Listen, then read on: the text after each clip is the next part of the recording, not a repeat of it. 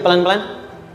Jadi turunnya surah Ad-Duha dan surah Al-Insyirah, hikmahnya satu atau fungsinya satu, memberikan petunjuk bagaimana mengatasi satu persoalan sesulit apapun, tapi masih dapat menghadapinya dengan keadaan yang tenang.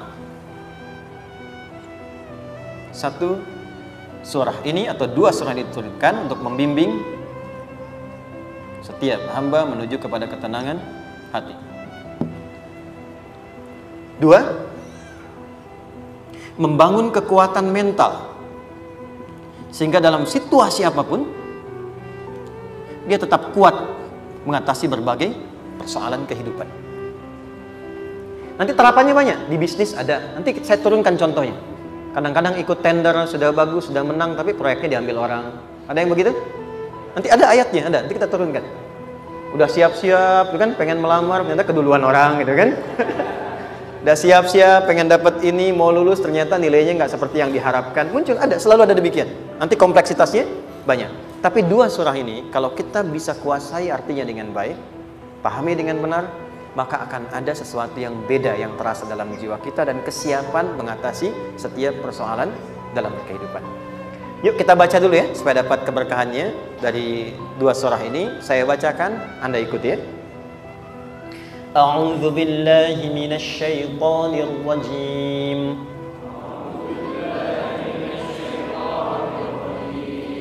Bismillahirrahmanirrahim. Wad-duha wal-laili idza saja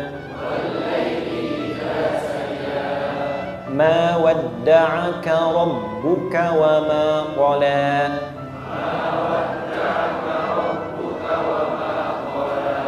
ma wadda'aka rabbuka wa ma qala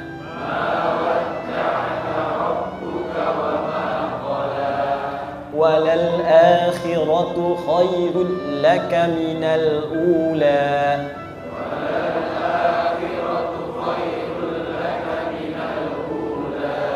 wala sawfa yu'tika rabbuka fatarda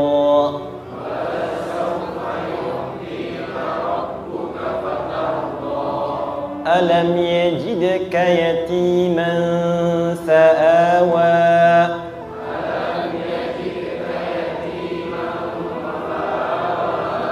ووجدك ضالا فهدى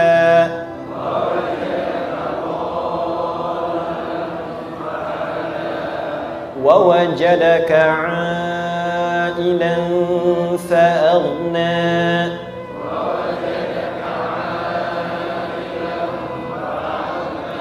فأما اليتيم فلا تقهر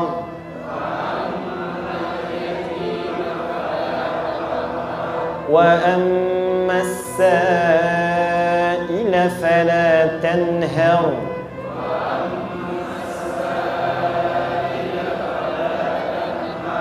وأما بنعمة ربك فحدث.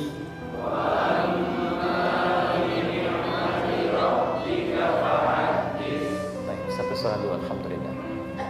Izin saya bacakan tadi untuk diikuti supaya setidaknya kalau kita pulang dan ditanya bagaimana hidupmu engkau jalani, seperti apa engkau berinteraksi dengan Quran yang telah aku turunkan, maka kita pernah menjawab, ya Allah kami pernah bacakan itu. Jangan pernah kita berkehidupan sampai wafat dan tidak pernah berinteraksi dengan Quran walaupun sekedar membacanya. Wad-duha, aku bersumpah, setiap huruf waw yang berada di awal kalimat di satu surah itu makna utamanya berarti sumpah. Ya, qasam, sumpah.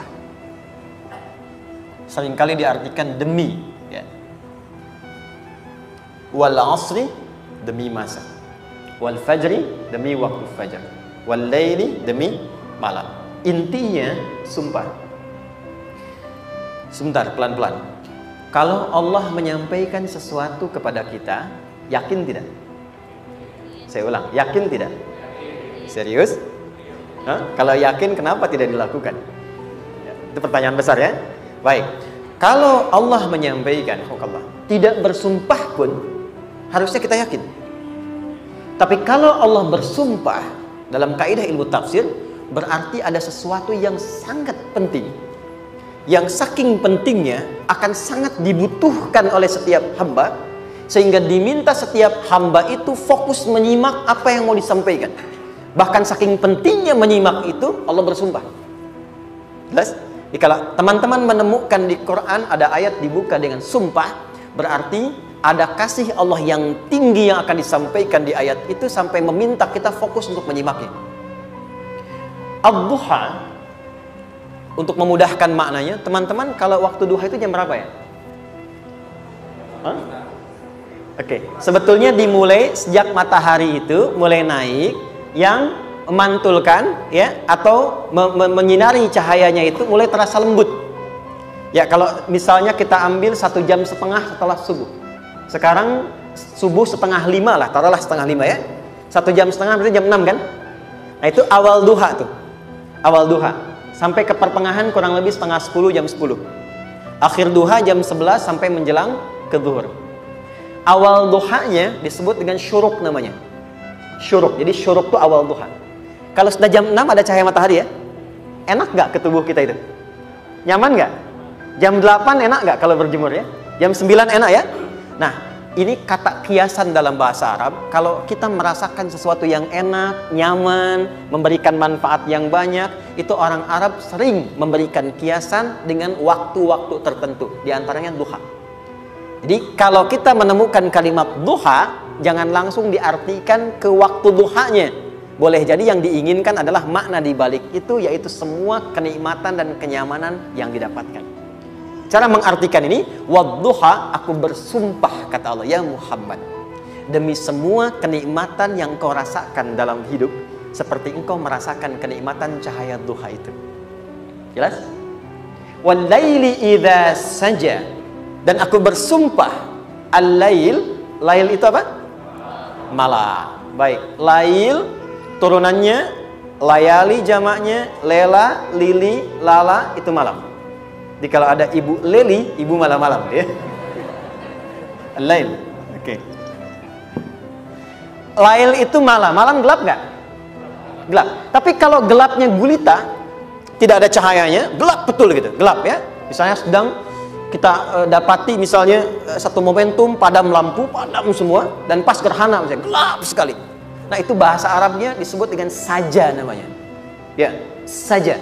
Wal laili idza saja. Dan malam apabila telah gulita. Zaman Nabi kan gak ada lampu ya, belum ada PLN ya, dan seterusnya. Jadi gelapnya betul-betul gelap. Saya mau tanya sebentar, biasanya kalau situasi gelap itu mudah nggak menemukan benda tertentu? Melangkah mudah atau sulit? Tidak mudah untuk dilakukan kan? Dalam bahasa Arab, kalau kita ingin mengungkapkan satu kegamangan yang luar biasa, sampai kita merasakan gelap dan sulit melangkah, bukan hanya karena nggak ada cahaya, mungkin karena ada pekerjaan tertentu yang menyulitkan, masalah tertentu yang menyulitkan, sehingga merasa seakan-akan kita tuh gelap. Makan nggak enak, melangkah susah. Pernah nggak merasakan situasi yang saking beratnya satu beban itu seakan-akan makan nggak mau, melangkahnya berat, ada vertigo, kadang-kadang pusing. Pernah merasakan itu? Itu bahasa Arabnya, wal-laili idza saja.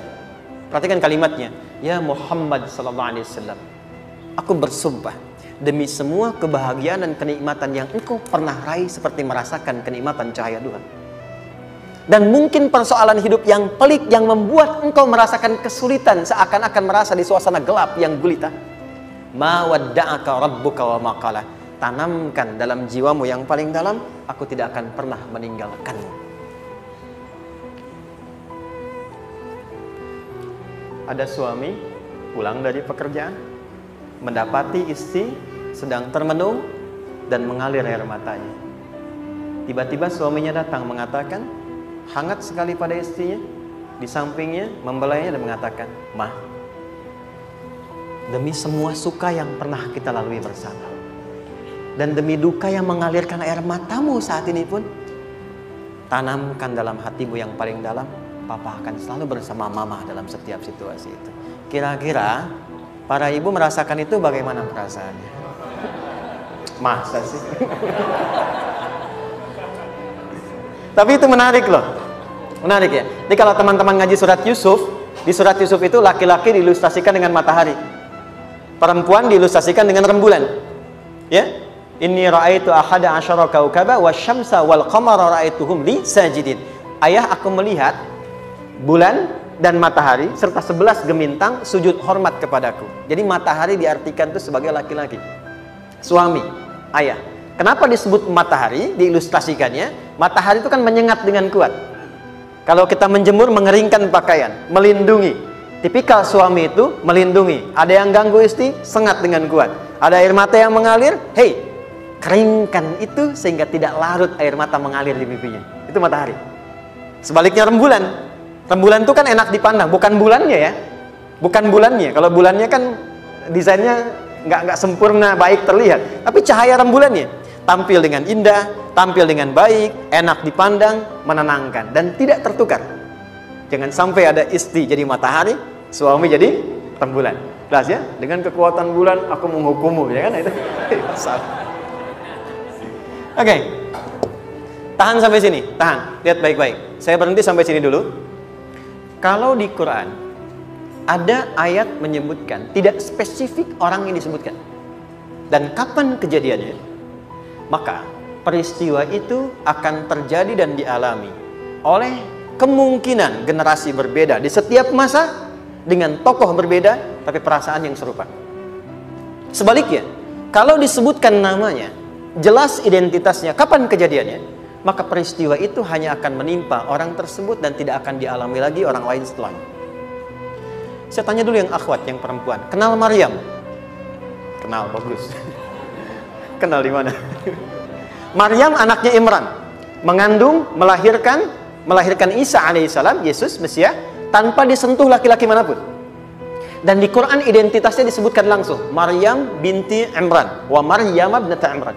Ini menunjukkan kesan bahwa yang mengandung dan melahirkan tanpa disentuh laki-laki manapun, itu hanya Maryam anaknya Imran. Ingat ya, mengandung, melahirkan tanpa disentuh laki-laki manapun. Bukan mengandung, melahirkan tanpa suami, kalau itu banyak dia. Ya, mengandung, melahirkan tanpa disentuh laki-laki manapun. Hanya Maryam binti Imran. Tapi kalau nggak disebutkan siapa orangnya, kapan kejadiannya, tidak detail disebutkan, ini artinya situasi itu akan dialami kembali oleh orang di masa depan dengan generasi yang berbeda, tapi substansi yang sama. Pertanyaannya, pernahkah kita mengalami situasi yang sulit sampai seakan merasa gelap? Nah, baik, maka adab yang pertama, jika mengalami situasi seberat apapun dalam berkehidupan, maka dekati Allah Subhanahu wa Ta'ala. Ini awalnya, dekati Allah. Apalagi kalau ada yang mengatakan ini nggak mungkin, ini nggak akan terjadi, ini nggak bisa. Kalau sudah ada tanda seperti itu tanda langsung dari Allah supaya Anda diminta langsung mendekat kepada Allah dan tinggalkan semua makhluk. Karena Allah hanya akan mengabulkan langsung kepada Anda tanpa perantara siapapun. Itu yang terjadi pada Nabi Zakaria. Ini nggak mungkin, ini mustahil. Maka beliau langsung memohon kepada Allah dan langsung menyebutkan, ya Allah, saya minta darimu saja, tidak dari yang lain. Maka dikabulkan seketika. Jadi yang pertama, jika punya kesulitan sebesar apapun, seberat apapun, cepat dekati Allah. Maka di situ akan dijawab langsung oleh Allah, ma wadda'aka rabbuka wa ma qala. Hambaku, sepanjang engkau mendekat kepadaku, maka yakinkan dalam dirimu, situasi apapun yang kau rasakan, aku tidak akan pernah meninggalkanmu. Sudah? Satu? Paham sampai sini? Oke. Pelan-pelan ya. Saya belum bicara caranya. Saya baru bicara di awal motivasinya. Dekati Allah dulu, nanti caranya didetilkan di surah Al-Insyirah. Teruskan. Ma wadda'aka rabbuka wa ma qala. Walal akhiratu khairul laka minal. Perhatikan. Hei, seberat-berat bebanmu saat ini, ingat, satu saat akan tuntas. Dan ini pun ujian. Kalau sudah meninggal, gak ada ujian lagi. Dan nanti kehidupan yang sekarang, apapun yang kau pertentangkan, perdebatkan, perselisihan, itu semua akan ditinggalkan. Jadi ternyata Allah mengungkap hakikat kehidupan dunia. Apapun yang diperselisihkan, tuh unik ya. Orang berselisih pada yang akan ditinggalkan. Aneh nggak?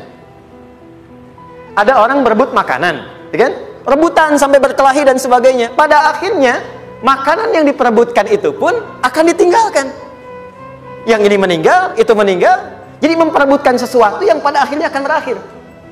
Kata Allah, Allah sampaikan, jika Anda mengalami situasi, sesuatu yang mungkin membuat berat, tanamkan pada jiwa kita, hei, yang aku kejar-kejar ini, boleh jadi aku akan tinggalkan juga. Kenapa aku harus menangisi dan larut pada sesuatu yang tidak abadi?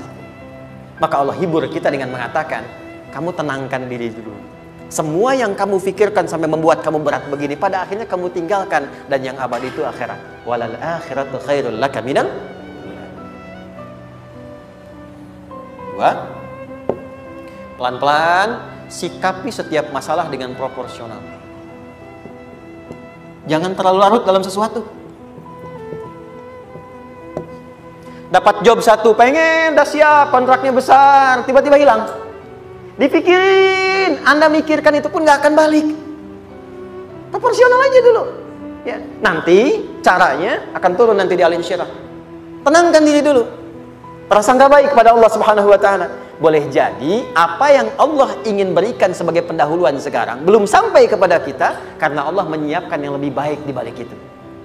Kita belum tahu ada apa di balik itu sehingga kita tidak dapatkan itu. Sehingga kemudian Allah katakan walal akhiratu khairul laka minal ula. Teruskan wala saufa yu'tika rabbuka. Pelan-pelan. Orang yang punya sikap seperti ini itu cenderung lebih dekat mendapatkan ridha Allah dibandingkan dengan orang-orang yang larut dalam kesulitan.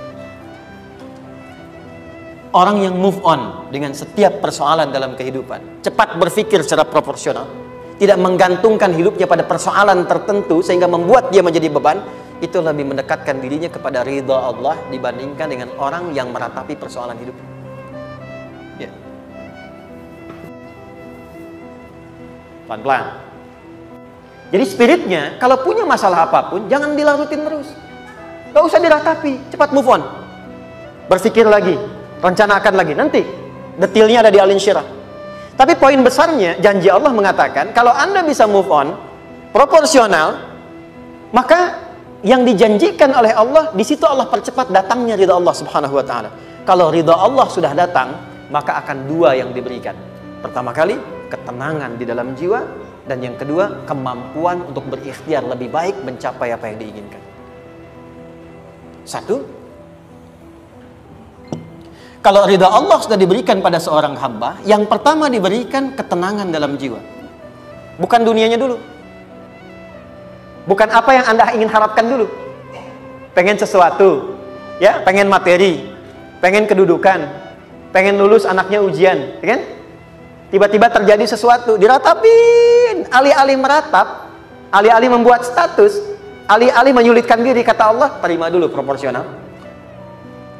Setelah itu dekatkan diri kepada Allah, turun ridha Allah. Begitu turun, yang pertama diberikan ketenangan kepada hati.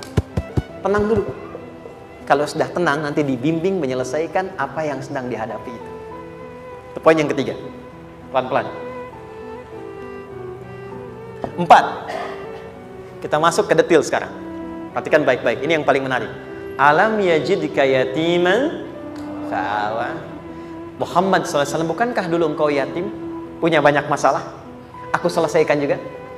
Ayahmu meninggal sebelum lahir, ada ibu. Ibu meninggal, ada kakek. Kakek meninggal, ada paman. Ya kan? Ada teman yang menemani Sayyidah Khadijah. Teman yang setia. Semua kebutuhan tersedia. Artinya apa? Perhatikan baik-baik. Kalau Anda punya masalah sekarang, jangan sampai melupakan yang dulu-dulu pun pernah tuntas Allah selesaikan. Jadi kalau sekarang sedang punya persoalan, jangan sampai satu masalah ini membuat Anda kehilangan harapan dan kehidupan. Sementara Anda sadar, dulu pun banyak masalah kok selesai juga. Kenapa dengan yang satu ini kita harus jatuh? Sekarang usia berapa? 20, 30, 40, 50. Sekarang usia 50 tahun, ada masalah, baru 5 menit datang sudah merasa jatuh. Yang 50 tahun ke belakang yang banyak selesai itu kita nilai atau tidak? Maka kata Allah, seperti yang dulu pernah aku selesaikan ribuan masalah itu, yang sekarang pun mudah aku tuntaskan. Jelas? Nah, secara psikologi, orang-orang yang selalu bertindak seperti itu akan selalu punya harapan lebih tinggi untuk menyelesaikan persoalan ini. Jadi kalau sedang punya masalah, pikirkan yang dulu juga selesai, masa yang sekarang nggak selesai. Itu prinsipnya. Secara psikologis demikian. Jelas ya? Oke. Wa wajadaka dhallan fahada. Muhammad, dulu engkau pernah mengalami melihat masyarakat banyak berbuat yang tidak baik, aku berikan petunjuk. Kuncinya fahada di situ. Orang yang punya motivasi kuat dan keyakinan untuk bisa menyelesaikan persoalannya, maka dia akan lebih cepat mendapatkan petunjuk Allah untuk mendapatkan solusi terbaik. Ada sini. Saya agak cepat ya, mohon izin. Wa wajadaka 'ailan fa'aghna. Bahkan, maaf, bukan sekedar selesai, kalau perlu saya bikin kaya, kata Allah. Aghna itu kalau ilmunya luas. Kalau harta, hartanya banyak. Kalau kedudukan, kedudukannya tinggi. Hei, engkau yang sedang mengejar kedudukan, aku tahan sebentar karena ada yang gak bagus untukmu di sini.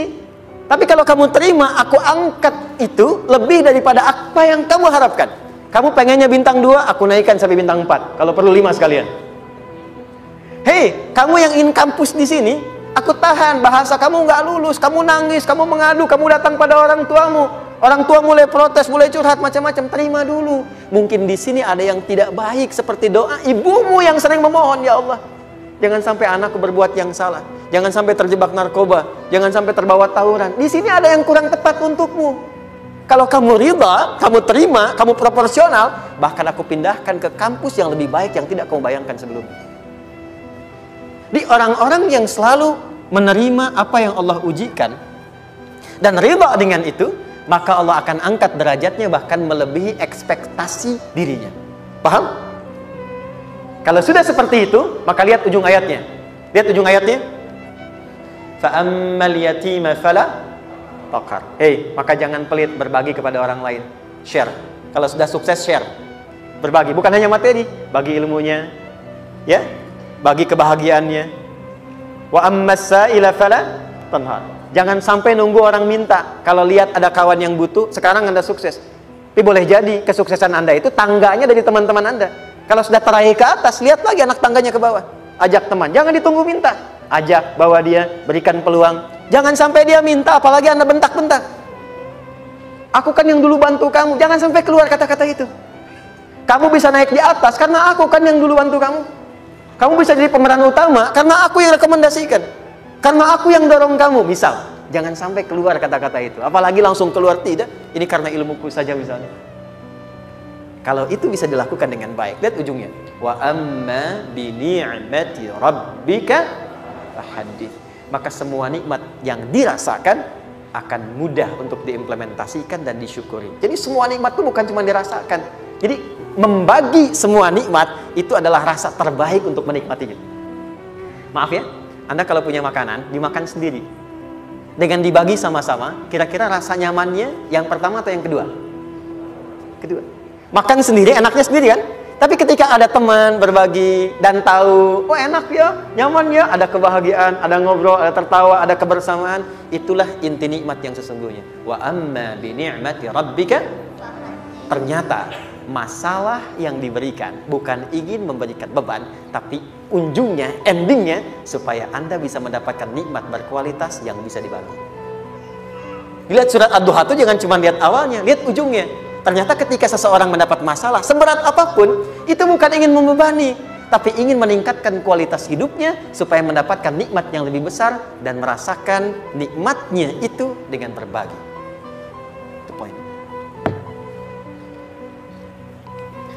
Jadi kalau sampai sini kita paham dan kita beri nama misalnya dengan fikih ujian. Jadi kalau desain ujian ini sistematikanya kita pahami, maka tidak ada alasan untuk mengeluhkan persoalan. Jadi melihat masalah itu bukan sebagai beban, pada akhirnya melihatnya sebagai tangga untuk mencapai kebahagiaan. Jelas sampai sini? Baik, kalau sudah seperti ini, ingin punya masalah atau tidak ingin punya masalah? Tidak. Ingat ya, jadi kalau anak pulang bawa masalah, dilihatnya jangan beban. Oh, Allah ingin menaikkan kualitas pada anak saya, yang dengan itu menjadikan ia mendapatkan nikmat yang belum pernah didapati. Kalau rumah tangga sedang ada masalah, jangan banyak diperseterukan, tapi direnungkan sejenak. Oh, Allah ingin meningkatkan kualitas rumah tangga ini sehingga kita bisa mendapatkan nikmat yang tidak pernah didapatnya sebelumnya. Makanya nikmat berumah tangga itu yang terbesar selalu bertambah ketika menyelesaikan masalah.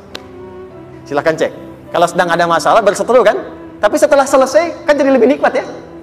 Ya, lebih senang lagi, lebih cair lagi, lebih bahagia lagi, lebih mendukung lagi. Ternyata ada nilai-nilai kebaikan yang tersimpan yang belum disadari sepenuhnya. Pertanyaannya, kadang-kadang mudah diucapkan tapi tidak mudah mempraktekkan. Bagaimana itu semua bisa ditempuh dengan baik sehingga ketika mengalaminya kita bisa tenang menghadapinya. Maka turunlah surah Al-Insyirah. Saya cepat.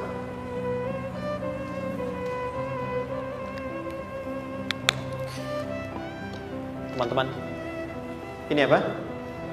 Kelas ya? Baik, pelan-pelan sedikit.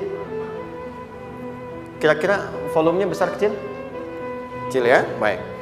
Kalau saya bandingkan dengan gayung, volumenya besar mana? Gayung ya? Baik.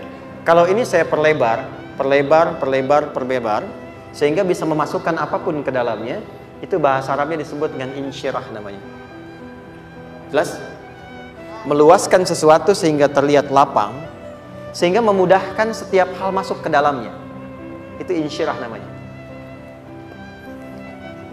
Surah ini diberi nama dengan surah Al-Insyirah, yang berarti sesuatu yang lapang, yang tenang, yang nyaman.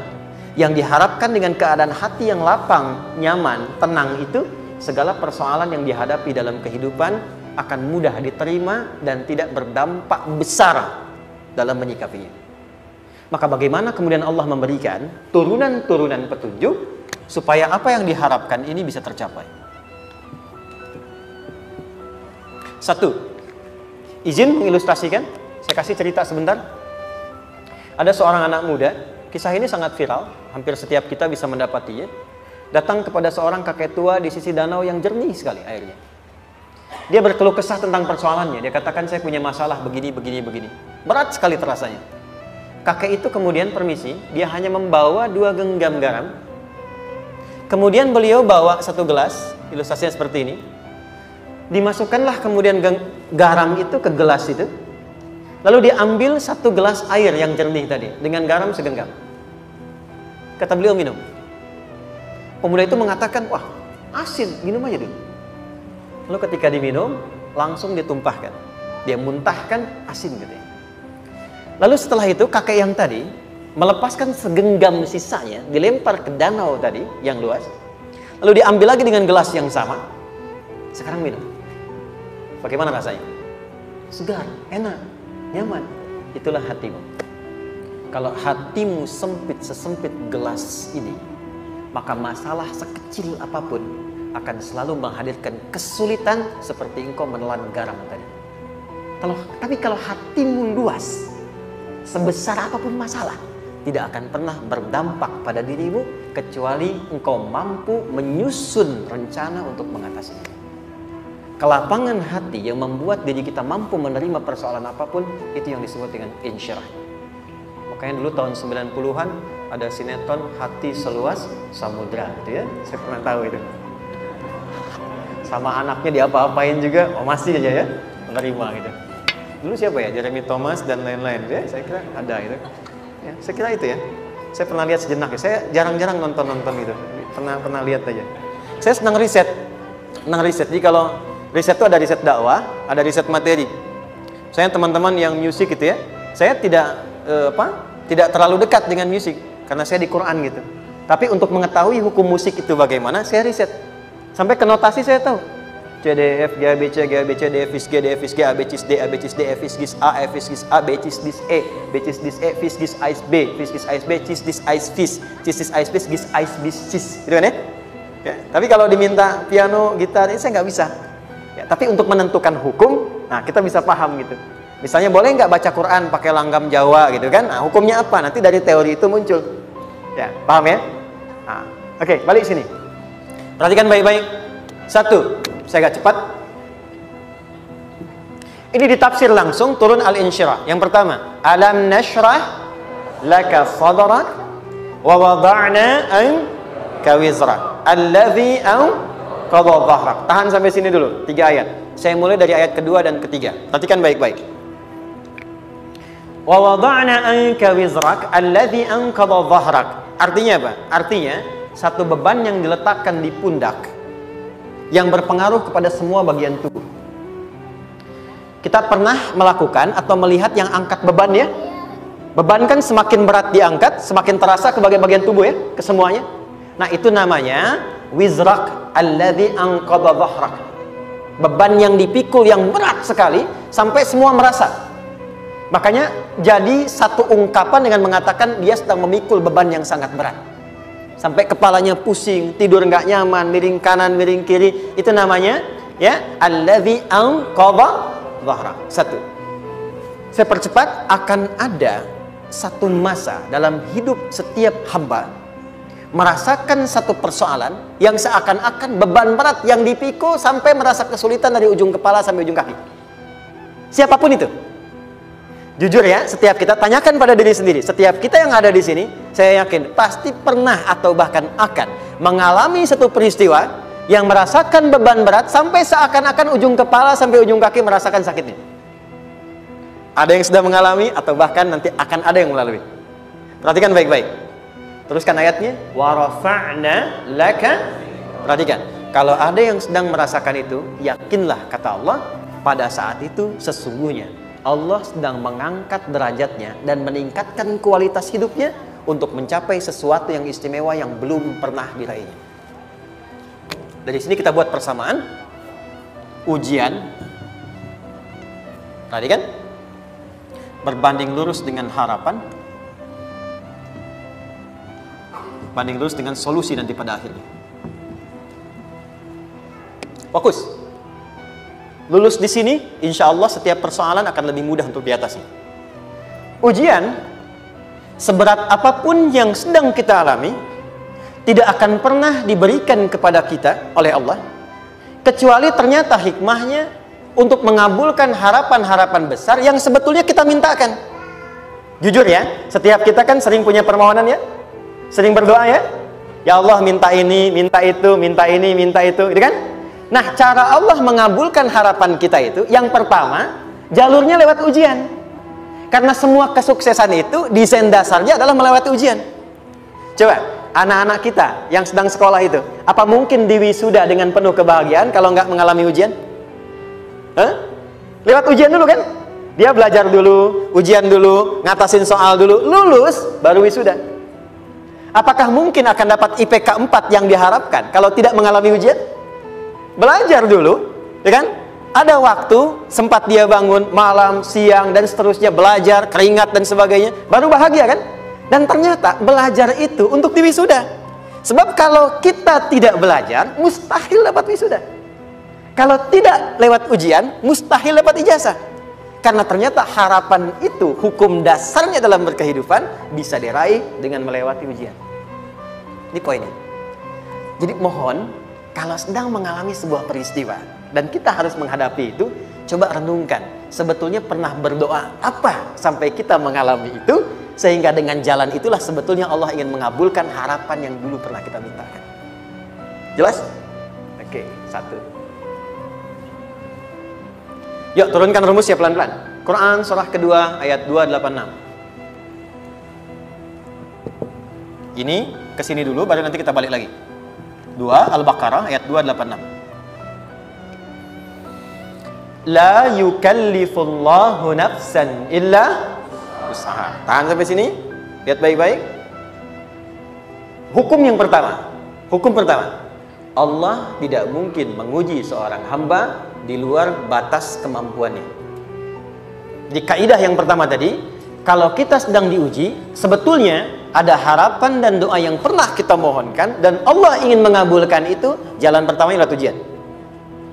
Tapi adilnya Allah, tidak akan pernah kita diuji kecuali sesuai dengan kemampuan kita. Jadi kalau nggak mampu, nggak mungkin diberikan ujian. Ingat ya, kalau tidak mampu, tidak mungkin diberikan ujian. Artinya harapan yang kita mohonkan pun akan sesuai dengan kemampuan kita.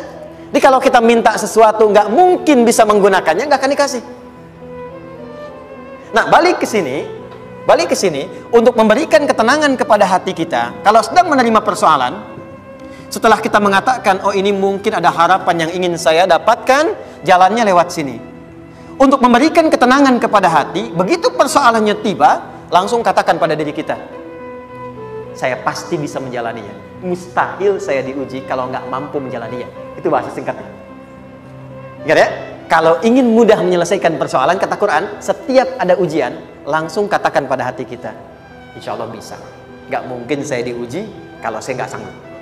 Jelas? Dan tanamkan itu pada hati yang paling dalam. Ini nggak mudah. Kalau cuma disimpan di pikiran, jadi beban. Tapi kalau Anda tanamkan dalam hati, seberat apapun masalahnya, pasti saya sanggup, pasti saya bisa. Pernah lihat dulu ada acara 90-an Benteng Hattori? Oke? Benteng Takeshi ya? Takeshi ya? Gitu kan? Artinya kan bisa jawab ya. Kita tahu Ninja Hattori mendaki gunung, lewati lembah, ya tahu ya. Son Goku, Son Gohan, apa? Saya tahu itu. Son Goku, Kamehameha, Piccolo itu yang nulisnya Suzuki Watanabe, saya tahu itu. Benteng Hattori, balik lagi ya. Benteng Takeshi ya. Puncaknya kan main pakai itu kan, pakai tank ya dan sebagainya. Tapi pernah ingat gak satu episodenya itu? Begitu akan bertarung, kan selalu ada motivator di sampingnya itu mengatakan, ayo kamu bisa, gitu kan? Dia nggak ngaji Quran tuh, kita punya ayatnya. Pernah nggak? Buka lagi ya dulu ya. Oke. Korea, kenapa bisa nyusul Jepang? Salah satunya, waktu Jepang itu maju, setiap di Korea itu ditanamkan dari mulai anak-anak TK-nya. Kita harus lebih daripada Jepang. Sejak anak-anaknya TK. Sejak anak-anaknya TK. Itu ditanamkan betul. Kita bisa, kita dari TK.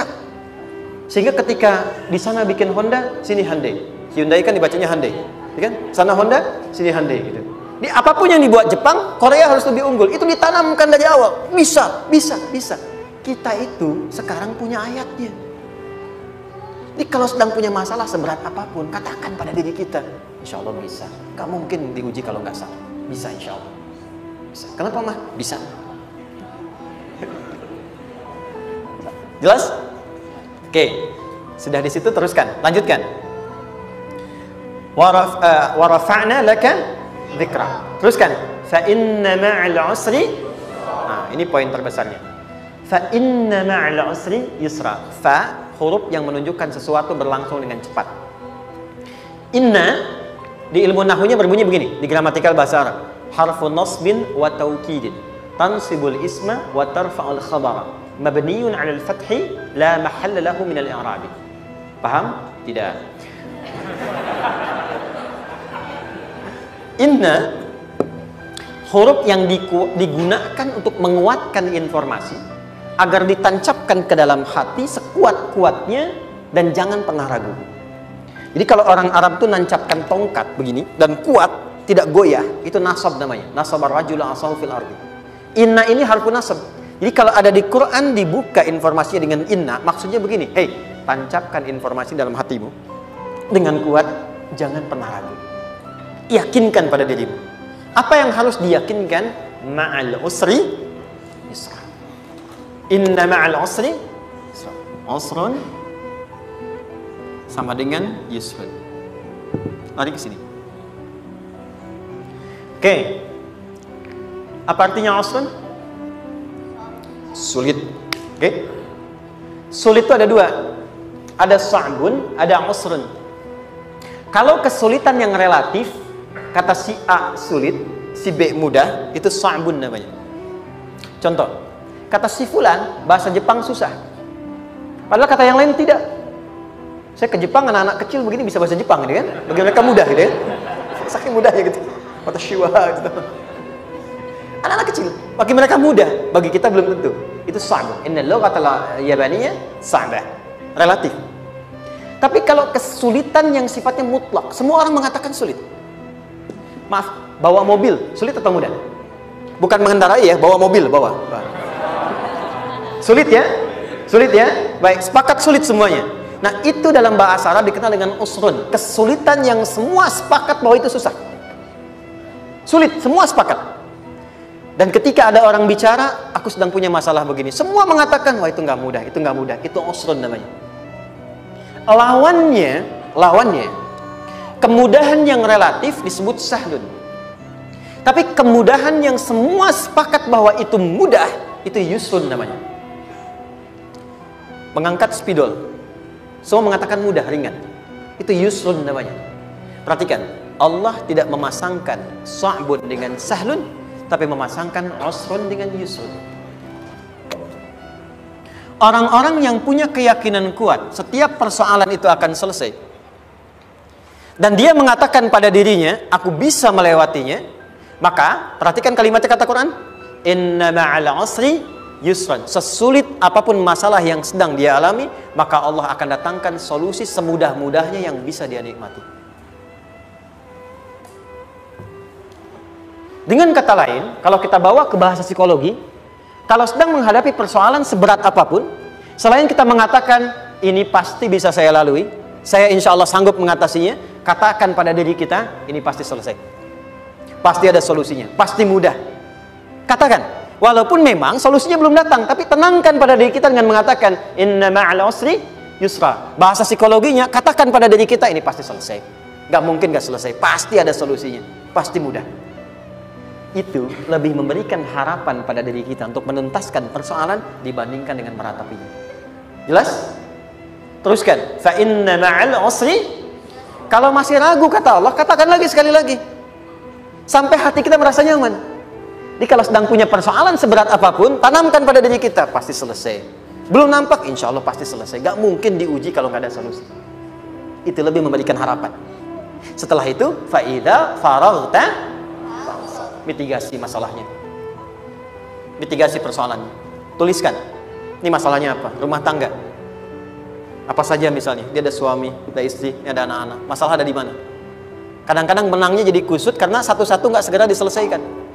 Maka kata Al-Quran, fa'idha faraghta, satu-satu mitigasi dulu. Satu masalah di sini, lihat di suami, lihat di istri. Kalau pekerjaan, masalahnya apa? Sebelum bercabang kemana-mana, petakan. Apakah rekanannya? Apakah relasinya? Apakah kemampuannya? Apakah manajerialnya? Apakah marketingnya? Mitigasi, kotaki semua, selesaikan satu-satu. Setelah itu, apa yang dilakukan? Wa ila rabbika, tawakal sepenuhnya kepada Allah untuk menentukan hasilnya. Tawakal itu yang paling mahal.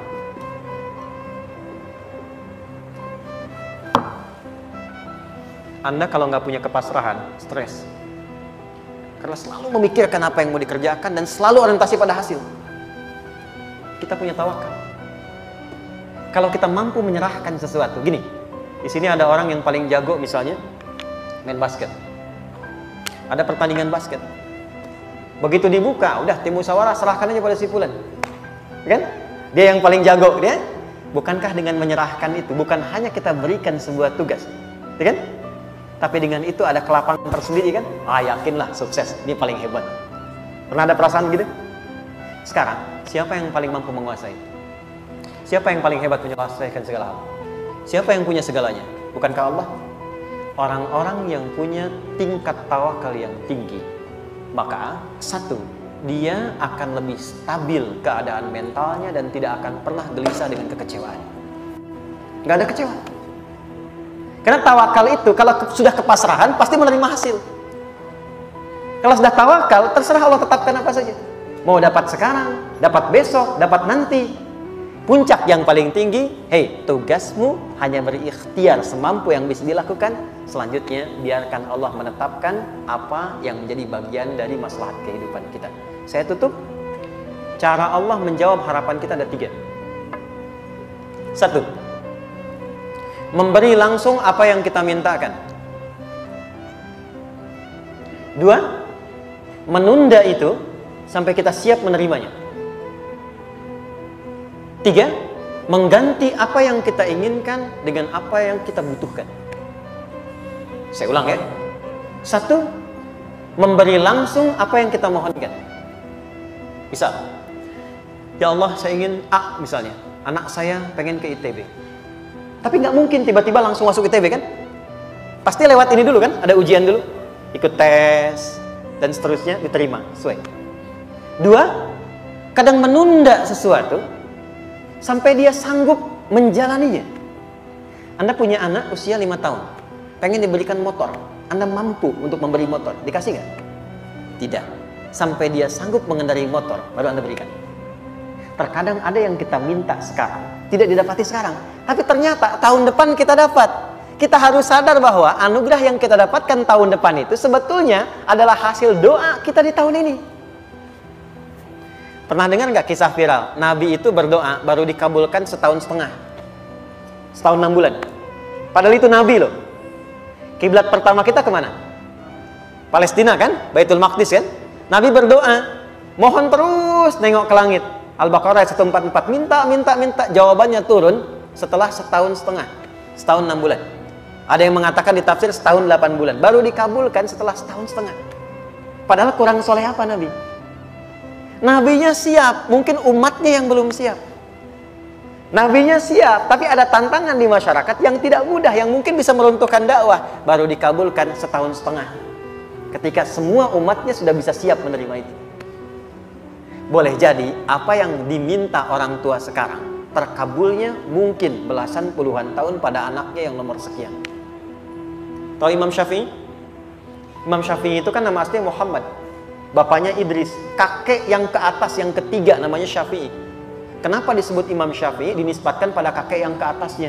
Ternyata kakeknya ini seorang ulama besar, saleh, memohon kepada Allah. Setiap di keturunannya ada yang bisa menggantikan lebih soleh, lebih baik lagi.